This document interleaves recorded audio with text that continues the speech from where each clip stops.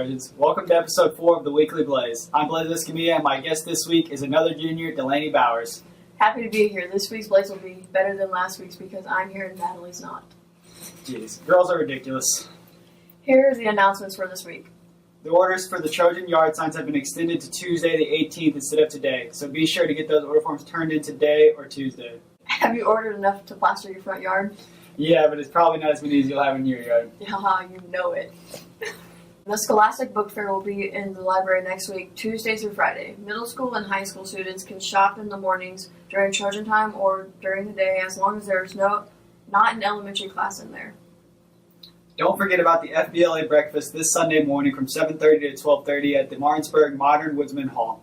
Adults are $8, kids 6 or 12 are $4, and kids under 6 are free. Tuesday is the FBLA softball game at 6:30. I cannot wait to beat everyone. I mean, it's just going to be nice to hang out with everyone and watch some fun games. Juniors, your fundraiser items will be delivered next Friday, September 21st. If you sold a lot, you might want to think about arrangements, especially if you ride the bus. Yeah, you're probably going to have to put some of Deanne's in your car. You're probably right.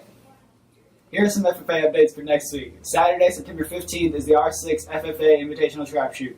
Over 40 teams have registered. Teams start at 8 a.m. and conclude about 6 p.m. R6 teams will shoot at 8:15 a.m. On Tuesday, September 18th, freshman and sophomore FFA members will go to Bradford Farm Field Day. The bus leaves at 7:30 and will be back by 3:30. Also on Tuesday, track lab practice at 4, then at 5:30 there will be an FFA meeting and Adopt a Highway Service project. Somehow we got a little off on the Artist of the Week, so I've got a couple to tell you about this week. For the week of September 7th, the Artist of the Week for the middle school was Brooklyn Glasgow.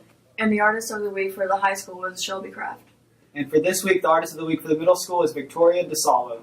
And the Artist of the Week for the high school is Lauren Rognett. And now for sports. Last Friday, the Van Far 6 football team fell to Wright City 26-14, with Eric Holmes scoring 8 of the 14.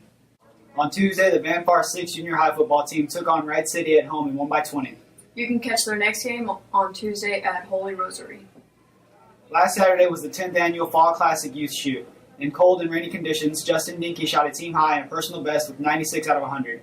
The A team finished with an impressive 3rd overall out of over 60 teams. Congratulations to the team members, Hunter Houghton, Levi Rafferty, Danny Kuda, Braden Swaim, and Justin Dinky. And in softball news, last Monday, the Lady Trojans played a tough game against Cairo. Although they fell short with an inning score of 69, they played a good, hard game. On Tuesday, the ladies made the haul all the way to Slater, and it turned out to be worth the trip. The Lady Trojans outscored Slater 21-0. Their next game is tonight at Sturgeon. First pitch is at 5. Then they've got a couple games next week. Tuesday they play at home versus New Franklin, and on Thursday they're home against Madison. Ugh, we need those stands full of red and black.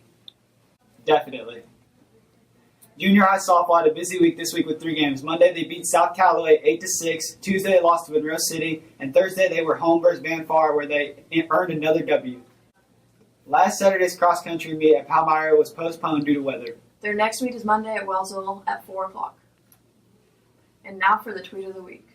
It comes from Miss Novus and features her language arts students writing letters to veterans. That was a really cool thing that all the language arts classes did. We wrote thank you letters to the veterans, and they're going to be mailed to Ava, Missouri, where they will be hosting the Vietnam Wall. The letters will either be given to the veterans or displayed at the wall for visitors to see.